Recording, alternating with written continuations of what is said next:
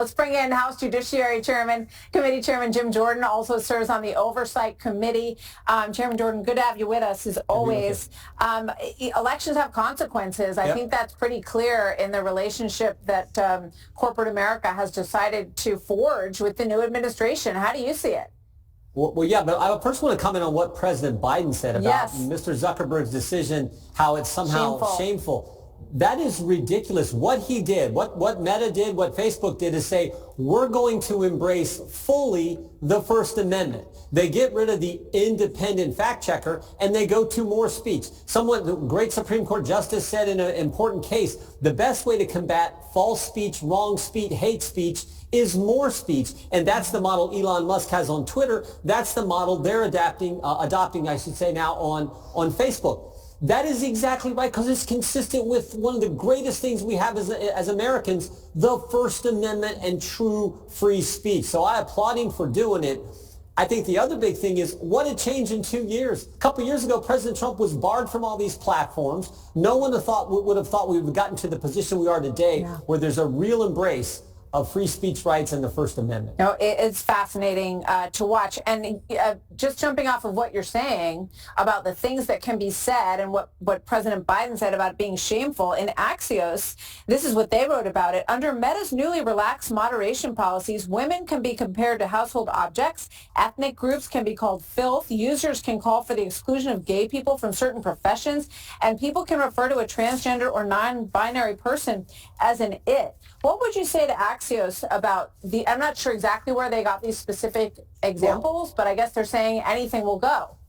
Well, and no one agrees with that, but people are going to say that's ridiculous, and there's going to be other speech to combat that ridiculous speech. That's how it works in a free society. That's how it works in America. What I do know is a couple years ago when we started our work, the Democrats said, oh, this is a conspiracy theory. It's not really going on. Well, it sure was, and we saw example after example. And one thing RFK Jr. said when we had him come testify. By the way, Martha, when we had RFK Jr. come testify in a hearing, the Democrats made a motion to go to executive session so that no one could hear what RFK Jr. was going to testify to in a hearing on censorship. I mean, you can't make this stuff up. But he made a great statement in that hearing. He said, when you look at history, it is never the good guys who are for censorship. It is always the bad guys. More speech is what we need.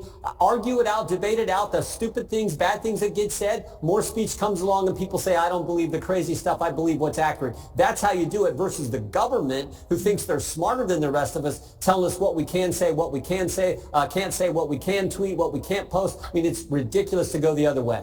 Yeah, it's interesting to me as well that he's making comments about companies in America needing more, quote, masculine energy. Listen to this clip from the Rogan interview. I think a lot of the corporate world is like pretty culturally neutered.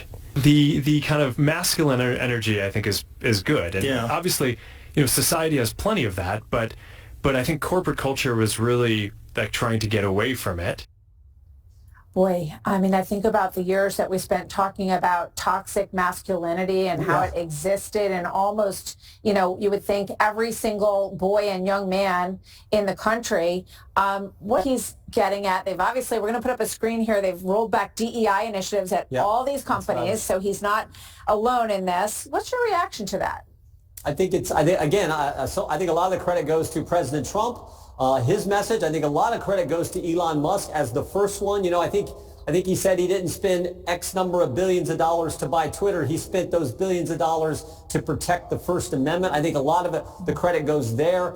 And then, frankly, I think we're just getting back to the truth and common sense. People are sick of all the woke stuff, sick of the DEI, sick of men participating against women in sports, sick of all the things that the left was doing. And on November 5th, they spoke up loudly and clearly, and now we're seeing that play out. And I think it's good for the First Amendment, good for the Constitution, good for the country. Yeah, it's a fascinating transformation, and it's so different from 2016.